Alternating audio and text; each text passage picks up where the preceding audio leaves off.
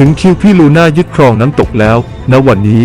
เจ้าน้ำตกนี้เป็นของพี่ลูน่าแต่เพียงผู้เดียวสงสัยน้องเอวากลัวอากาศหนาวนางสาวธิติรัตน์ตะวันวงศ์ผู้อำนวยการสำนักงานเชียงใหม่ในซาฟารีเชิญนักท่องเที่ยวชมความน่ารักของสัตว์ได้ทั้งกลางวันและกลางคืนบัตรเดินชมสัตว์โซนเดินเปิด 11 นาฬิกาถึง 20 นาฬิกาบัตรนั่งรถชมสัตว์นั่งรถชมสัตว์บวกเดินชมสัตว์สามารถเลือกได้ว่าจะนั่งรถรางช่วงกลางวันหรือกลางคืนและนอกจากกิจกรรมหลักแล้วเรายังมีกิจกรรมอื่นๆอีกมากมายเช่นโชว์เสือโชว์นักล่ารัติการถ่ายภาพกับสัตว์เล็กอาณาจักรเสือเพทติ้งซูแดนซิ่งโชว์คาวบอยโชว์และโชว์น้ำพุดนตรีที่สูงกว่า30 เมตรที่รอต้อนรับนักท่องเที่ยวให้ได้มาสัมผัสอยู่นะ